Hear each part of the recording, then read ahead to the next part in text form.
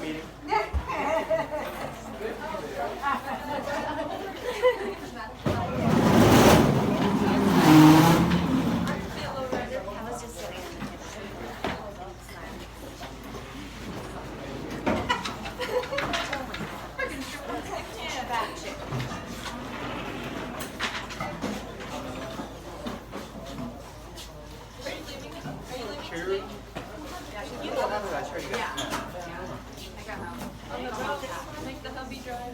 I know. Bring half of this.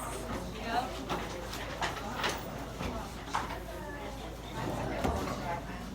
I know.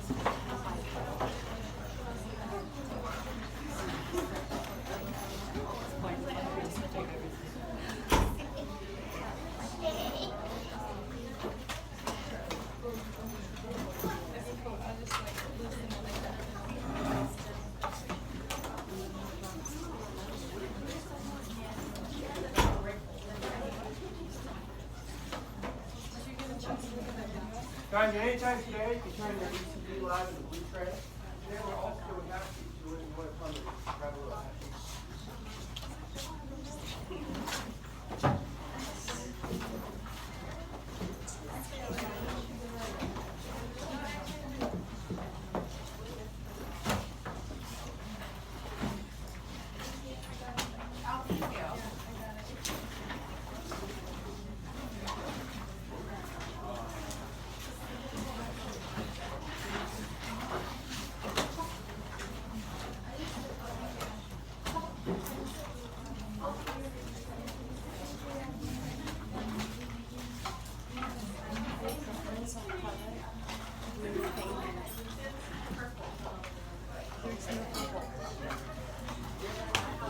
All right, we'll get started.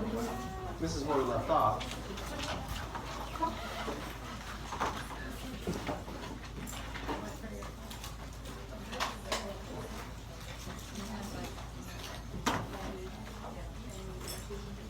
So what we want to do is figure out which ion carries which current for each action potential. For each part of the action potential, both for autorhythmic cells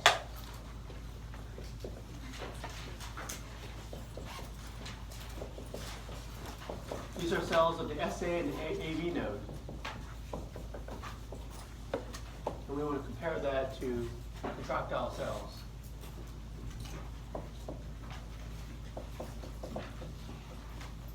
Of the ventricular muscle.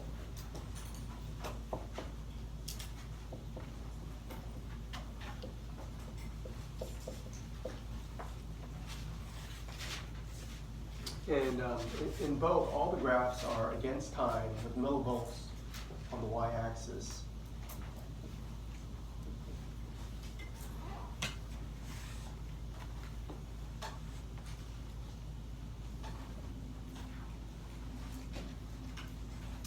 First off, top of the slide, that says sodium currents, they're responsible for depolarization of action potentials in the cardiac muscle cells. Those are the contractile cells. We're going to use yellow for sodium.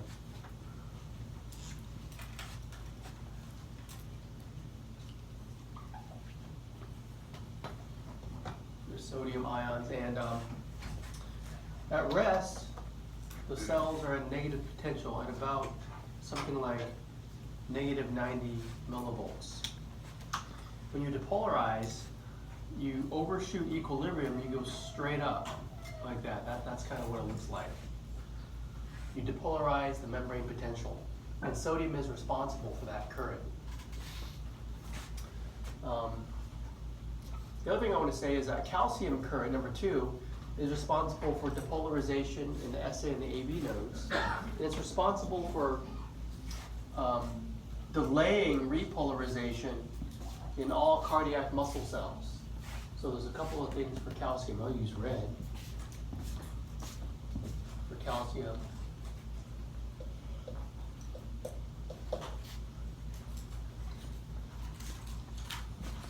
Now I'm going to look at around here. That's kind of like that dotted line is about minus 40.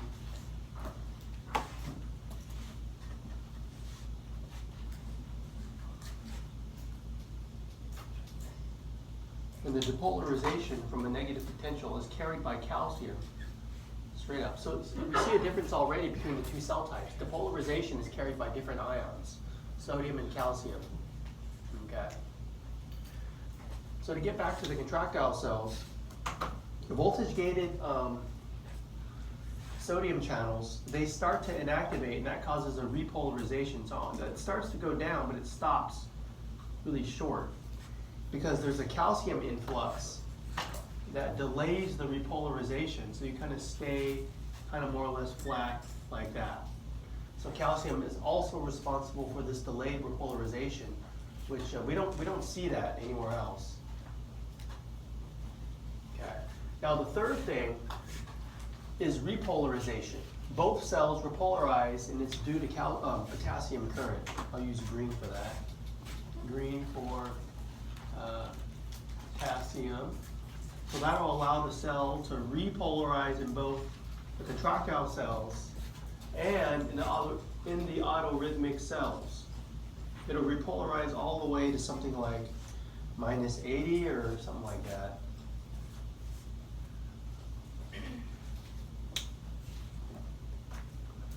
So what I've done is I've described the action potentials for both. Okay. For the contractile cells, the basic parts are depolarization, a sodium channel inactivation,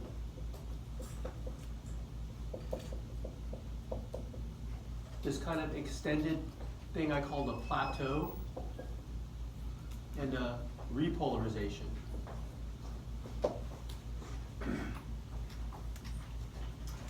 That whole thing, what I said in the last lecture was, that's the action potential. And this is the action potential for the autorhythmic cell. It's both a dipole and then a simple repole. There are other things you can add to this drawing. One is that contractile cells have rest. They have a resting membrane potential due mostly to potassium efflux. So I'm going to draw like, a condition of rest where you just got negative 90, right? That's your resting potential.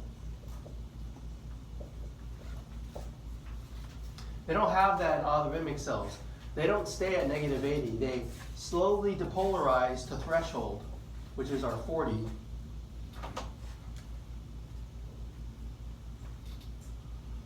So as soon as you get to a hyperpolarized state, you don't stay there. You slowly depolarize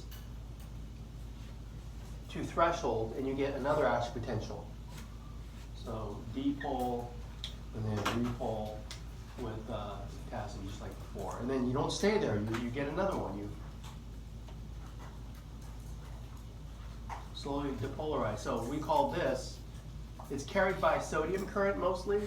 It's called a pacemaker potential.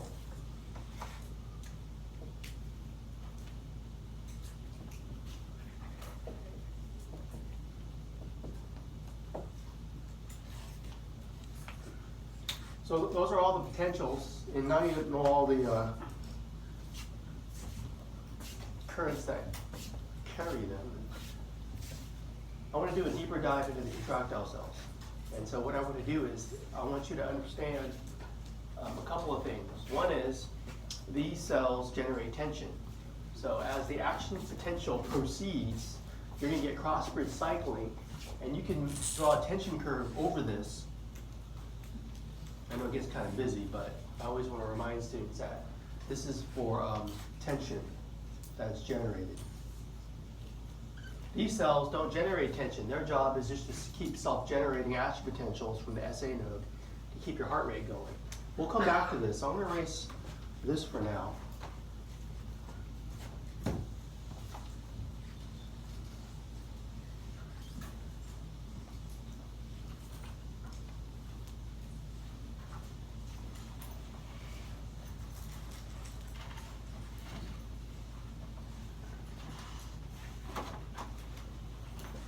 And I want to talk about this action potential more.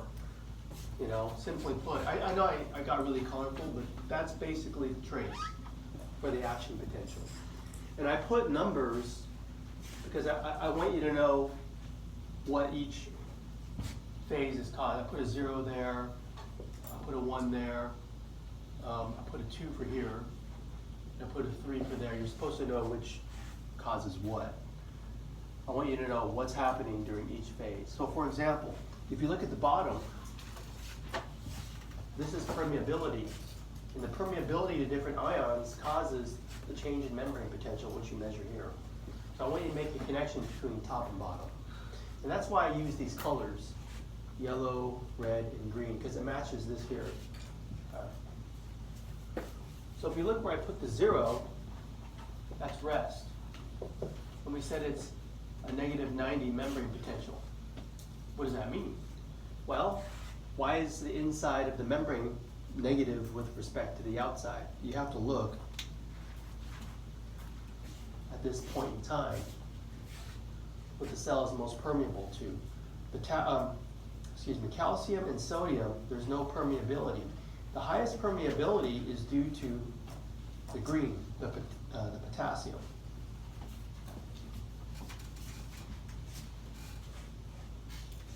So, right, why? So we go back to looking at your nose. So why is it negative 90? The cell is most permeable to potassium. When potassium channels, they allow the efflux. Okay, that's the gradient. If a positive charge is leaving the cell, that makes the inside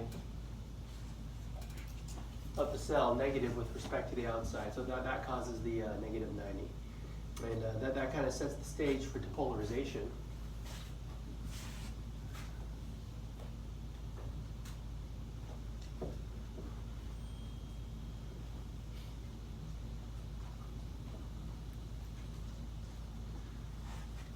That's when the voltage-gated sodium channels open. What I did was I put the 1 right next to where the yellow curve kind of shoots off the chart.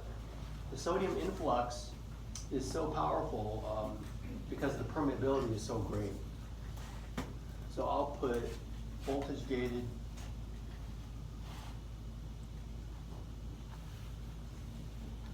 sodium channels open.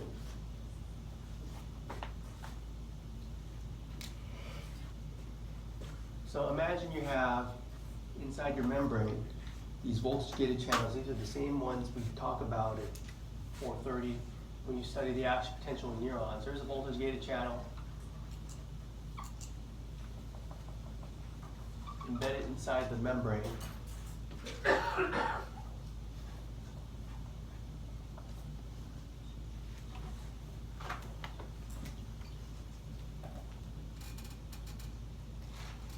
And it's gated in a way where the gate is closed. And then there's another gate, a little ball and chain, that acts as an inactivation gate. Well, the way I teach it in 4:30 is, this is the real structure.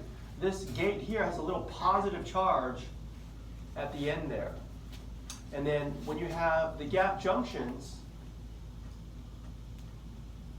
of the intercalated disc on a neighboring cell, that allows for an easy spread of action potential. So as it spreads to this cell, there's an influx of positive charge due to the gap junctions. Gap junction. That positive charge I mean, it travels to the voltage-gated channel, and when you get a positive charge that gets close to the gate, positive charges repel. It's going to swing the gate open. So the gate will swing open this way and this way. And imagine the gate opening, you get your huge influx of positive charge due to sodium. Okay, so that is what is happening. You got a question? Is that still like an AV node? These are cells in the SA or the AV node. Okay, They have these voltage-gated channels.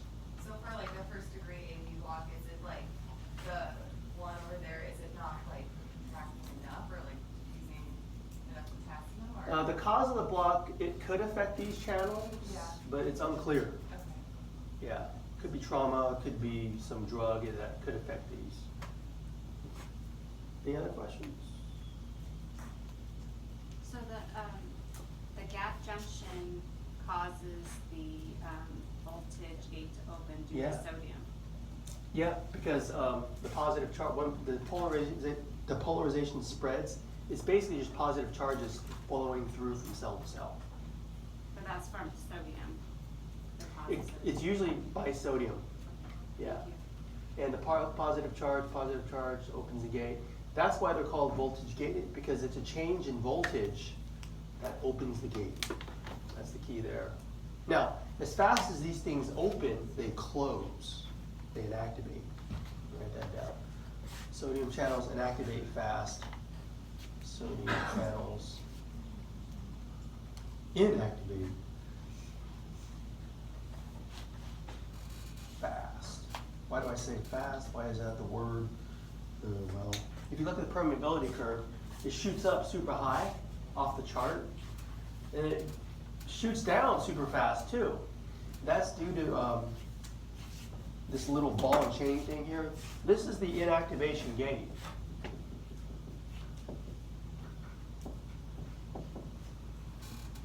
That little ball there, and basically it's going to go bloop, it's going to plug it from the bottom.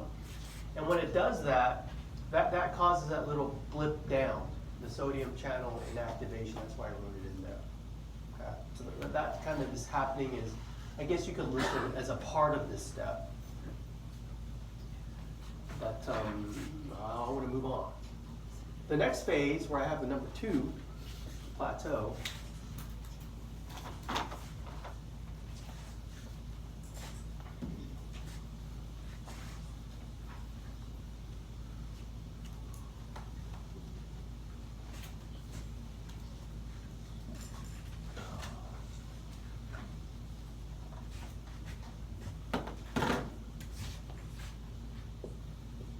there are different ways you could say a plateau means flat part.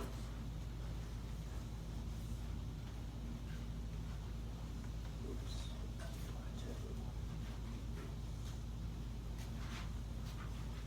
It's a delayed repolarization.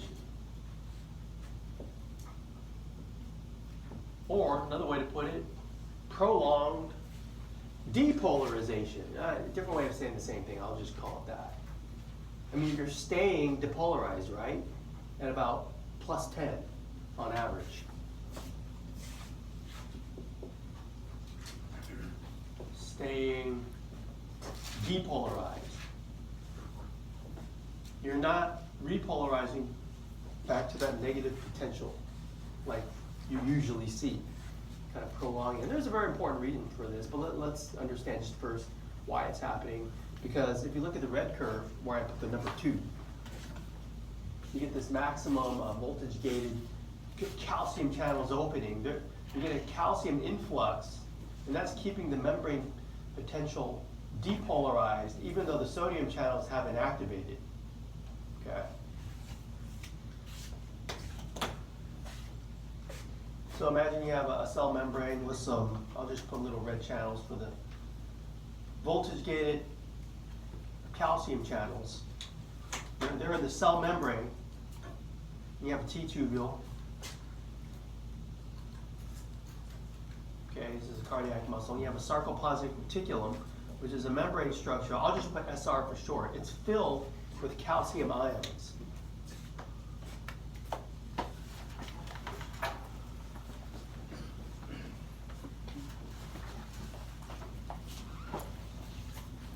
So where I'm going with this is, for a muscle to work, you need to liberate intracellular calcium. So what helps is, you get this calcium surge, where calcium enters from outside the cell to inside the cell. Because you need enough calcium intracellularly inside the cell to activate cross-bridge cycling. We have the thick and thin filaments. Here's a thick filament. There's another thick filament. You have the M1, you have the actin that overlaps it.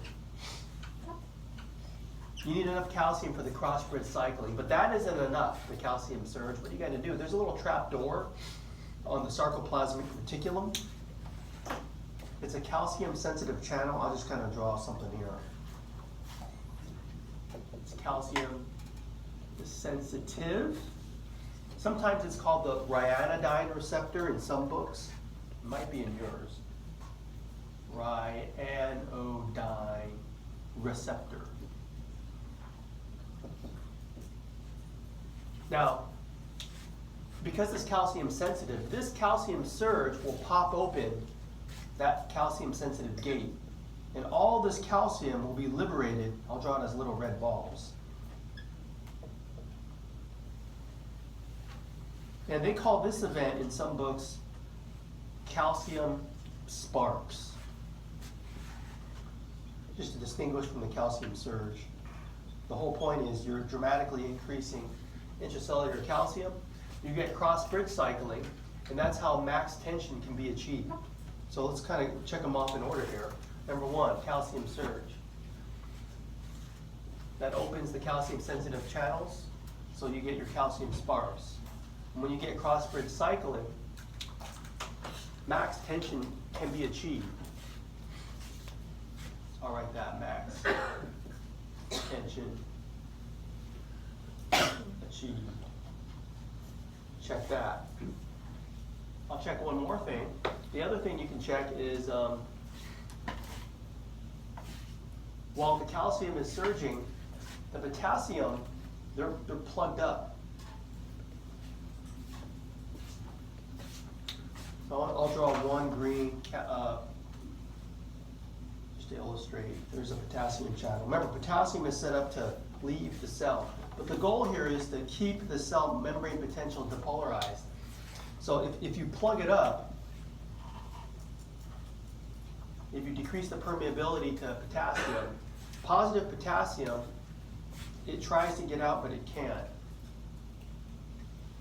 Okay, that keeps positive potassium inside the cell membrane.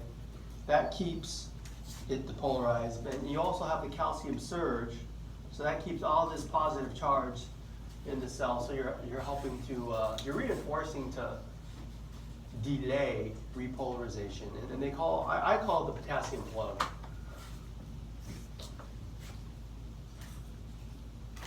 Potassium plug.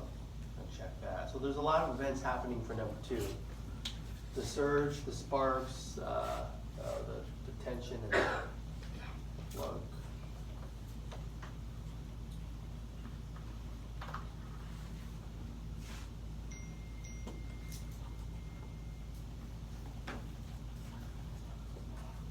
All right, the last thing that happens is you repolarize the cell, where I wrote the number 3. So I'm going to erase the picture here. I don't think I need it anymore.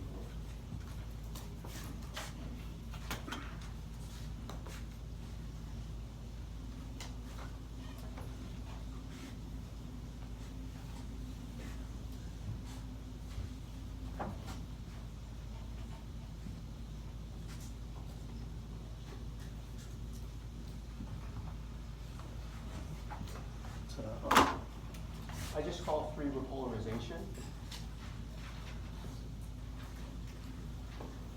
Now, by this time, I hope you see what's going on here. Where I put the number 3, right here, the cell is most permeable to what?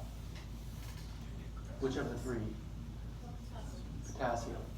There's no permeability to sodium or calcium anymore, so you're just going to let an outward flux, an efflux of potassium that will repolarize the membrane potential finally. as we kind of noted here. So you repolarize due to potassium efflux. Get it out, that'll repolarize you back to, you return to rest, and the tension declines during repolarization. So to summarize,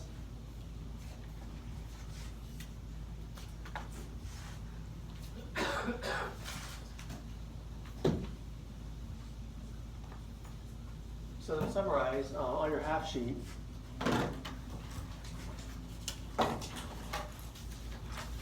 number one is pointing to a dipole, depolarization. Number two is pointing to plateau. Number three is pointing to the repolarization, repol. What I want you to do on your half sheet is those 6 events, 1 through 6, list them under the correct heading. I'll give you a hint. Most things occur for number 2, plateau, but you go and do it now. I'll give you a minute.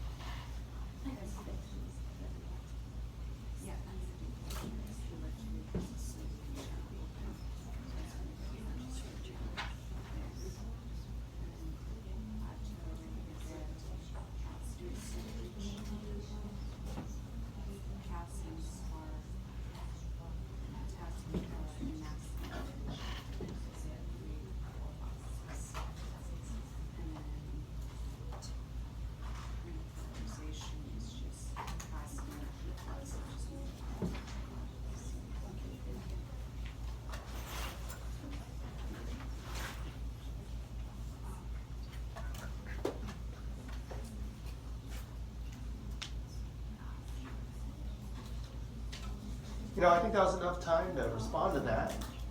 Let me see if you're on the right track. What one thing did you put for number 1? Number 2. The spikes. Yeah. Okay, so what about number 3? What one thing did you put? 4, 5, 6. I think it's like for 2, it's most of them, but what about for the repolarization? What one thing is it? Potassium efflux. Yeah, the potassium efflux. All the rest are for number 2. That's when all the action happens. And that's what I want to talk about more. Why is there this big delay in repolarization? But before I do that, I want to point one thing out that you're responsible to know that I didn't point to here. Let me see if you can call it out. What is that little dip due to?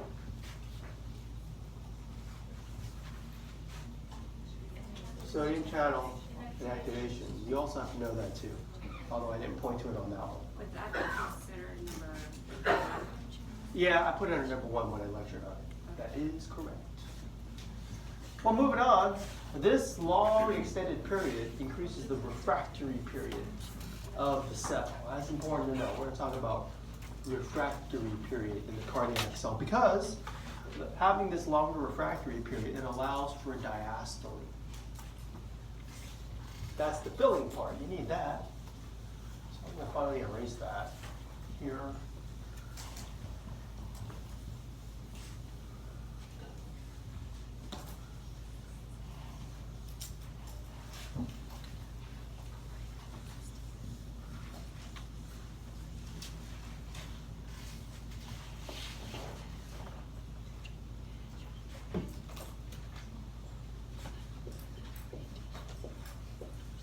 Plateau, it allows for diastole in the cardiac cycle. I'll say ensures.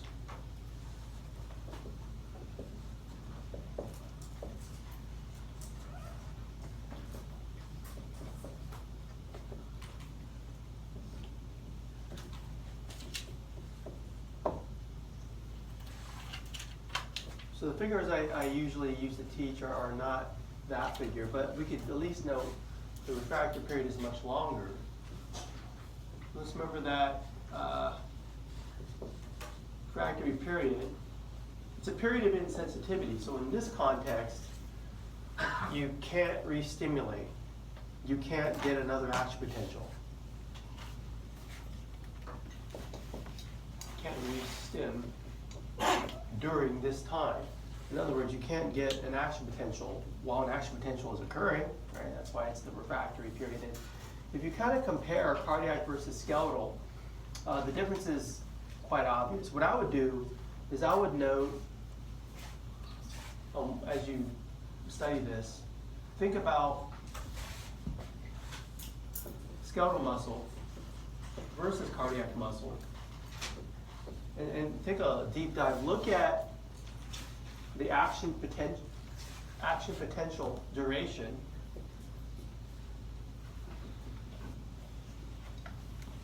because that will determine how long the refractory period is.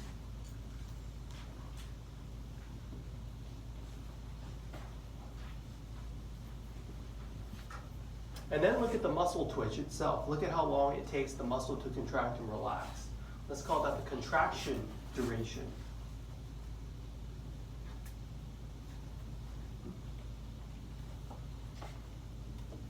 And then ask yourself this question: is tetany possible?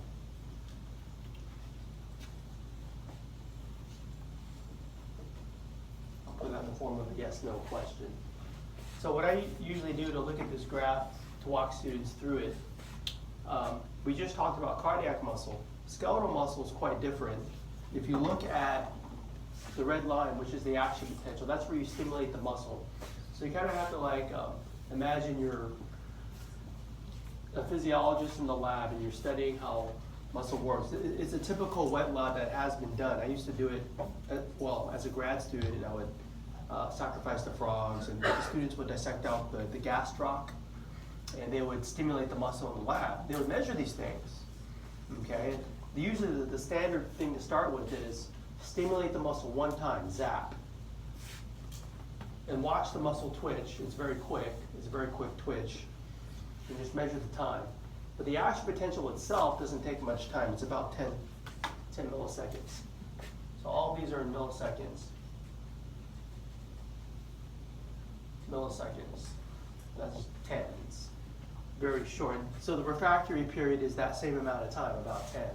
However, the muscle twitch is much longer. It takes about 100 milliseconds for the entire muscle to contract and then relax.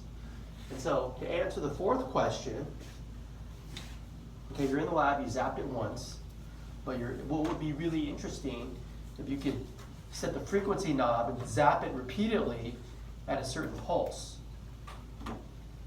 We call it the frequency of stimulation, and you want to see how the muscle responds. And in muscle, you want to see how much tension it can generate. Will it stay like really low from one zap? Well, what you see is every time you zap outside of the refractory period, you build tension. So what they did was they set the frequency of stimulation every 75 milliseconds instead of just zapping it once. And so what you see is if you set it to zap again at 75, you can see there's still some tension in the muscle. So you're not giving adequate time for complete relaxation. And that's why the tension builds. There's already some tension in it, and then you stimulate and it contracts more and you build more tension. I mean, think of a rubber band. And as you let the rubber band recoil, don't let it recoil all the way and you keep stretching. Don't let it recoil all the way and you keep stretching. You're going to keep stretching until the rubber band breaks. When muscle, it generates more and more tension. And we call that tetanic contraction. When you get that nice, smooth tension line at the top. And that is kind of what you expect to see in skeletal muscle. That's how muscle works. Muscles don't twitch. They have nice tetanic contraction. That's how it's supposed to be. But we don't want this to be like that in cardiac muscle. Think about it. When you're in systole, what if you just stayed in systole? You can never refill the heart. Okay? And so that's why you need those calcium channels. Because what happens is, if you look at, let's look at this graph first, the twitch curve. The refractory period is so long because the action potential is so long. Both are about 250 milliseconds. So I'm going to go 250, 250. The contraction duration is about as long, okay? Maybe 250 plus, a little bit more. I'll put 250 plus milliseconds. But you see the point here. There is a difference between both muscle types. And when you try to re-stimulate after one zap, like if you set it to 75 again, and you stimulate at time 0, and you keep trying to re-stimulate, you can't do it because you're within the refractory period. I mean, literally what's happening is the sodium channels are inactivated. You can't get those to open again. And that's, well, if you want to get really into it. But the first time you can re-stimulate is at 250. But you've given muscle adequate time to almost completely relax. So you're not going to get that wave summation, that building tension thing. Okay. So I'm going to put a no here.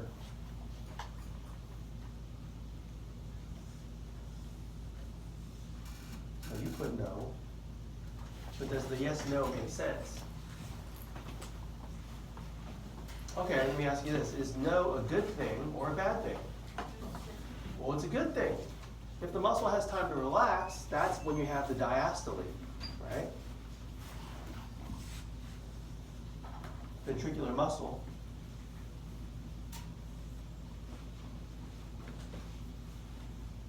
Has time to relax.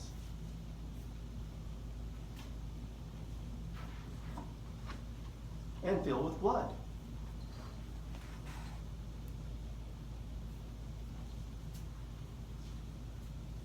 Well, that's diastole. So it's all because of the longer action potential duration, that longer period of insensitivity. I mean, your heart rate can increase, but you always ensure that you'll have some kind of diastole.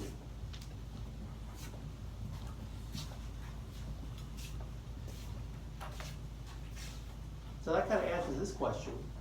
How does a longer absolute refractory period prevent it? Well, if you give muscle time to relax, you're not going to get tetany. Okay, you'll always contract and always relax. You always have a period of diastole, and then systole, then diastole will always follow it because you can't re-stimulate because of the longer refractory period.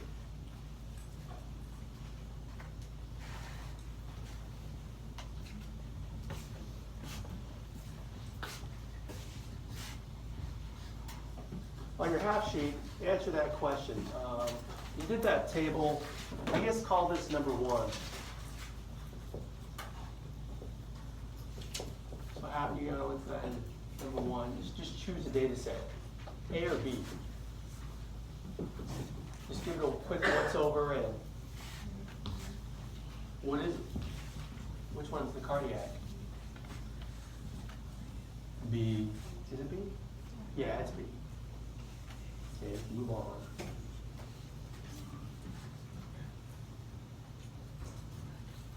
Okay, approximate how long the refractory period is for cardiac and skeletal. So you just kind of have to ballpark it.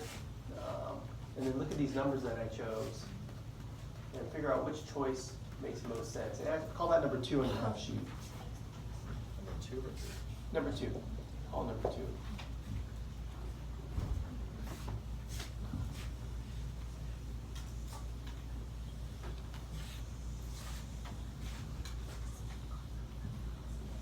By the time I finish erasing, you should figure it out.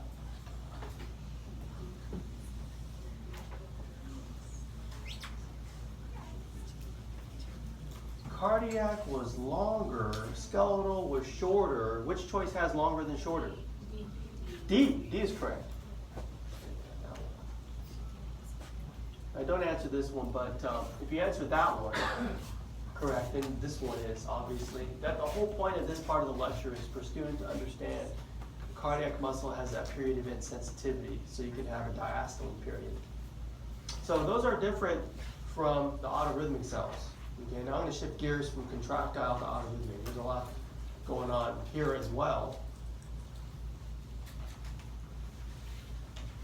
The thing about it is, for the autorhythmic cells, it's all about the pacemaker potential, this spontaneous depolarization that leads to an action potential. That's what we want students to understand. So any cardiac cell with a pacemaker activity has this kind of action potential, that pacemaker potential. We're just going to focus on, as saying AV nodes. I won't really mention Purkinje fibers in this part of the lecture. So what we had talked about before, looking at this figure, know the potentials, know what ions carry the potential, and know what channels have to open or close to allow the currents to occur.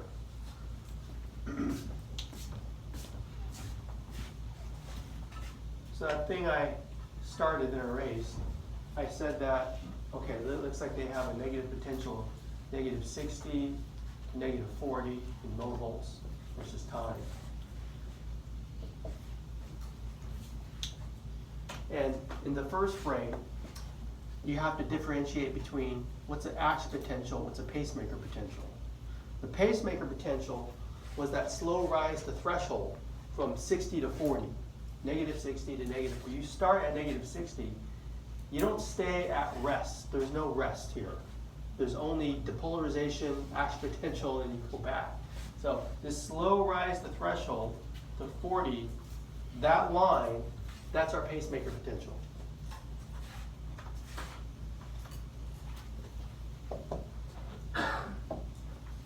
That's a 1.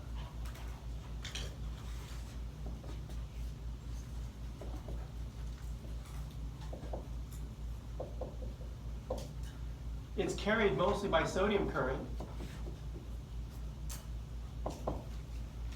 In the middle, in the frame on the right, when they first saw that current, I don't know if it's when they first saw it or later on, but someone thought it was really funny how these cells, they never stay at rest. They're always depolarizing when they get to like -60. Whenever they're hyperpolarized, they depolarize. And they thought that current that they measured was funny, so they called them funny currents. That's what the F stands for. So these sodium currents are sometimes called funny currents. Funny in quotes. It was funny to somebody. So that term is used. And they even call the channels that carry that current funny channels. So you ever see that term? It's serious. It's not funny. We just call it that. Okay. Now, I've also seen the term HCN channels used for that, and I want you to know that term as well. Because the H stands for hyperpolarization.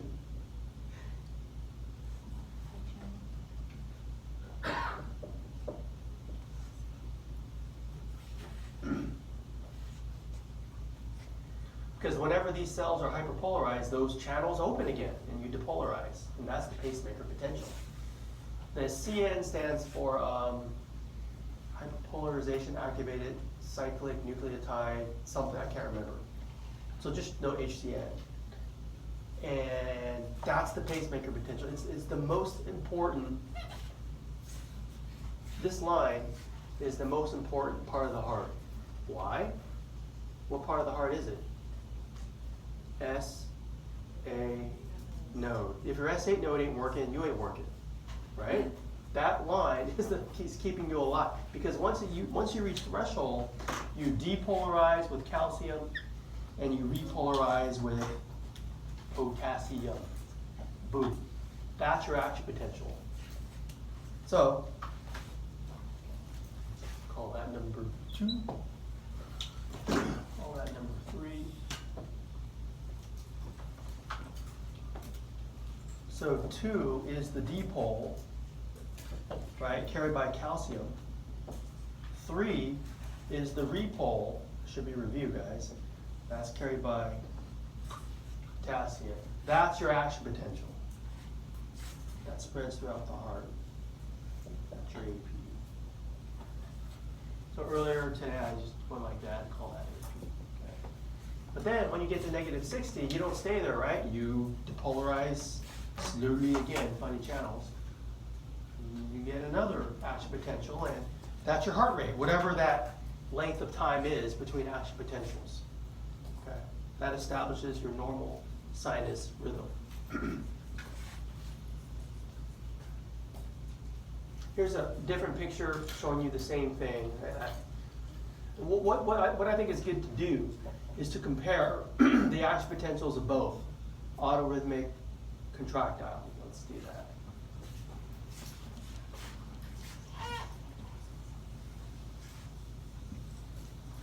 So you had that table, and you had 1 and 2. Let's call this table, I don't know, number 3. We'll go number 3. List those terms: pacemaker potential,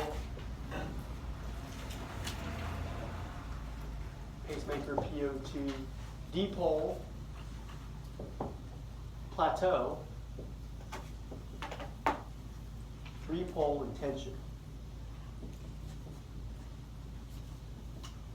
And make a column for contractile. So you can get a side-by-side autorhythmic. We'll do this one partially together. Quick rundown.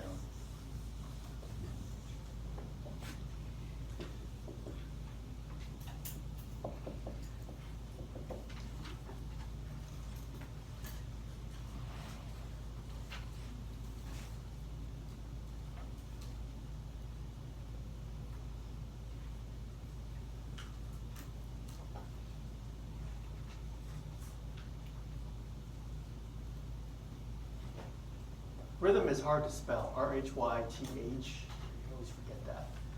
Okay, but let's do the first one together. Okay, which of those 2 cells had a pacemaker potential? Autorhythmic. Check the box. What about contractile? They didn't have it. They went straight from rest to action potential. So NA. Not applicable.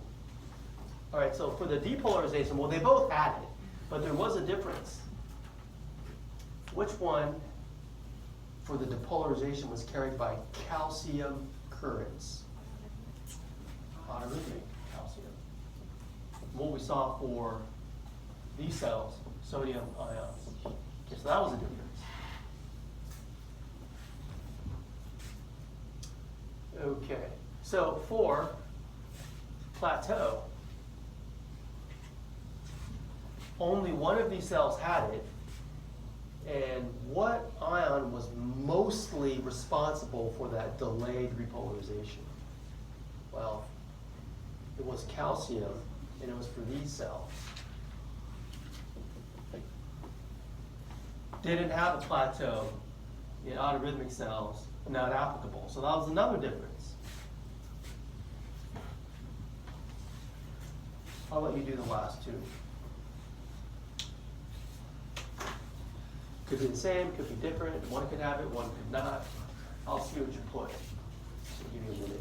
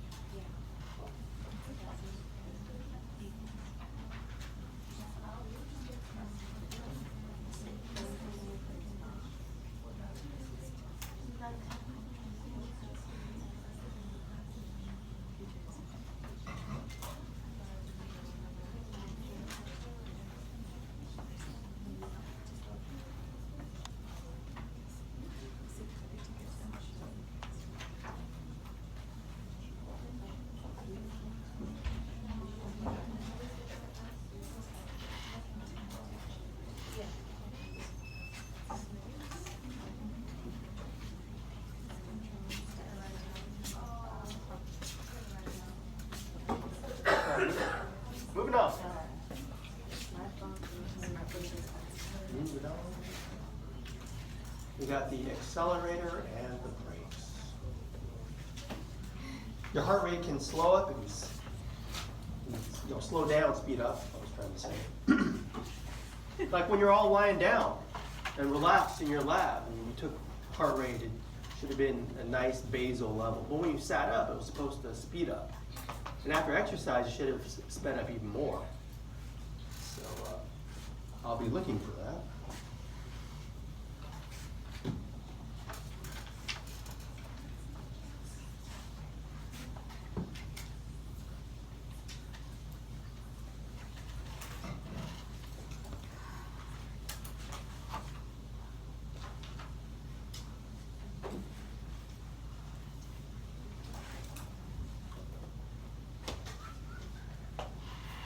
Well, here's a picture of the anatomy, anyways, of these nerves, of what we call the accelerator and the brakes.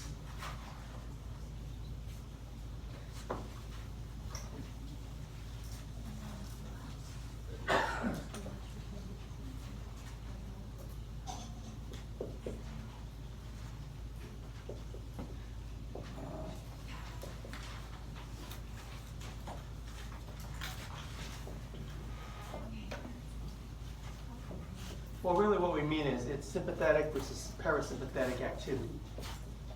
SYM, sympathetic.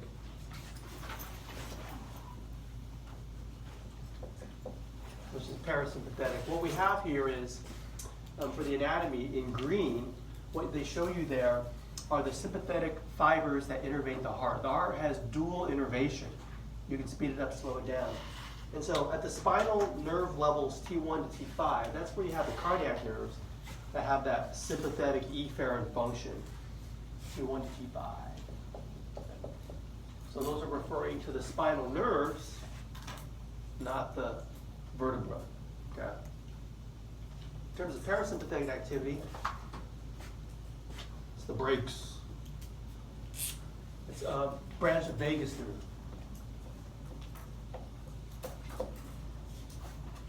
Speed it up, slow it down. You speed it up, that's you can call that a tachycardia.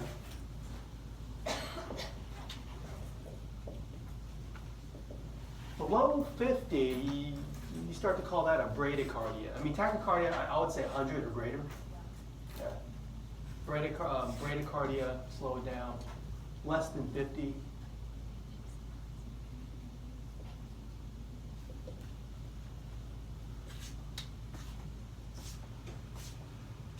You're affecting say in the AV node for the brakes.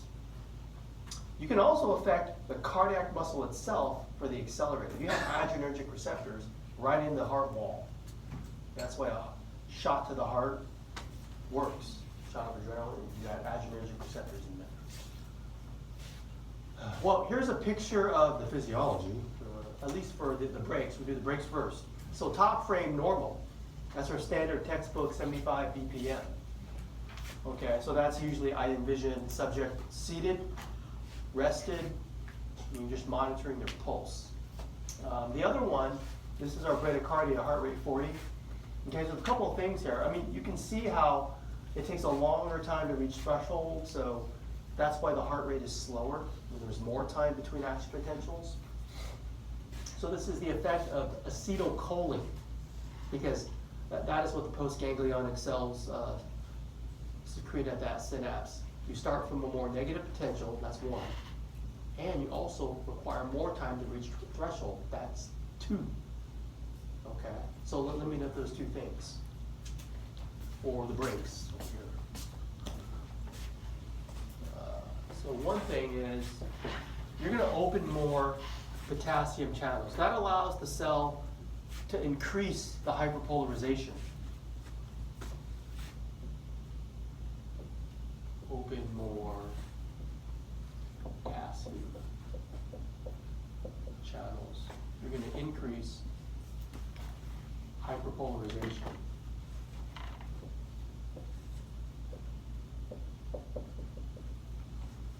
What you're doing is, like I say on the slide, you're starting more negative. So if you look at the bottom frame, you see how it's like purple and then dark purple?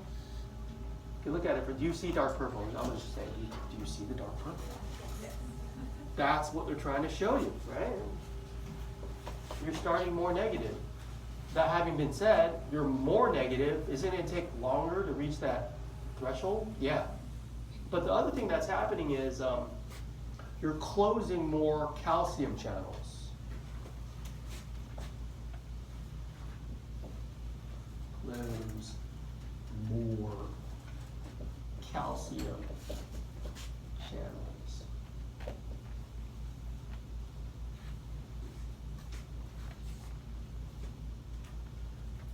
What that does is it kind of decreases the slope, makes it less steep of that pacemaker potential.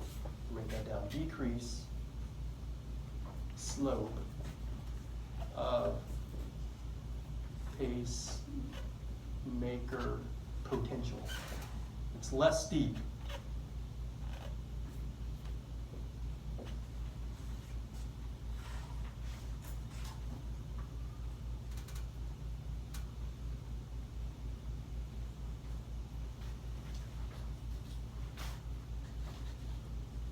So that's what you see illustrated there. Number one, you open more potassium channels. So when you repolarize, it's like you way undershoot the normal hyperpolarization. You go down further. More calcium channels more potassium channels are open. You get to a more negative potential. The other thing is here, see how like less steep that is versus up here? Okay. Because there's more calcium channels closed. It takes longer to reach threshold. Both effects are doing this. The net effect of number one, number two, it takes longer to reach threshold. That's why you have the bradycardia. Let me just put that as a net effect.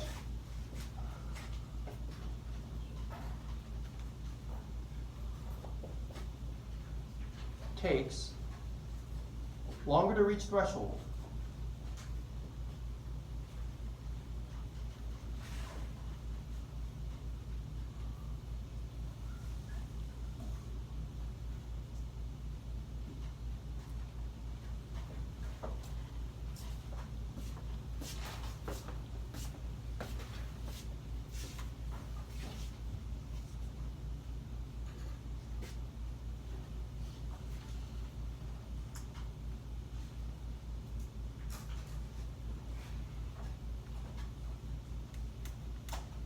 So this frame is the accelerator, and we can just kind of talk about the same cell physiology in reverse. It's kind of the inverse. So this is the effect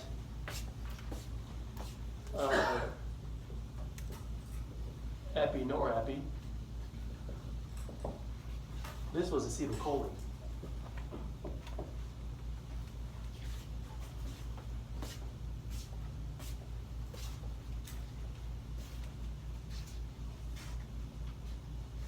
So what happens is, for this, the funny channels, they open earlier when epi and norepi are in the mix.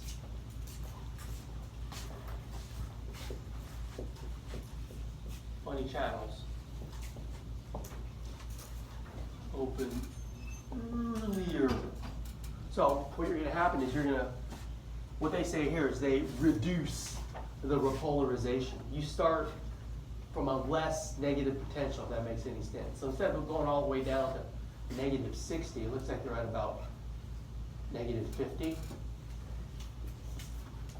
So the effect of that is reduce repolarization.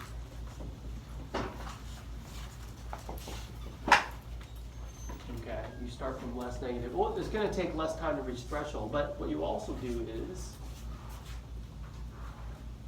open more calcium channels.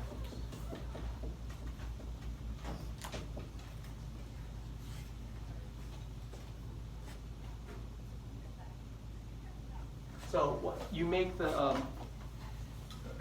pacemaker potential more steep. You increase the slope when you do that. Increase slope of pacemaker potential.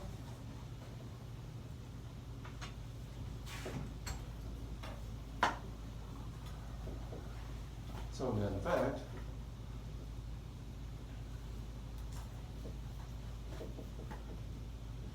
takes blank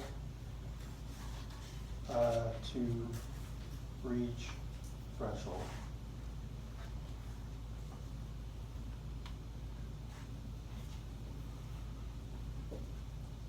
What would you put in the blank? Less time, shorter time, something like that, right? That's why you have the tachycardia.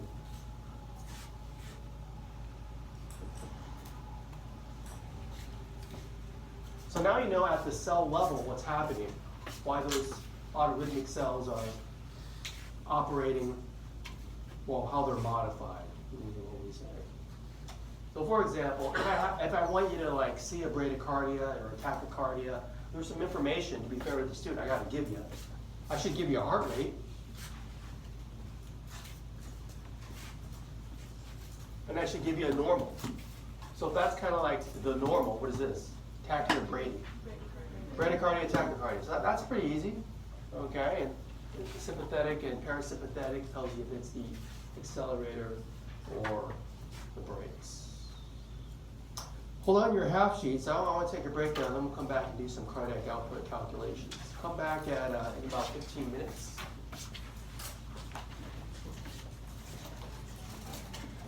See you there.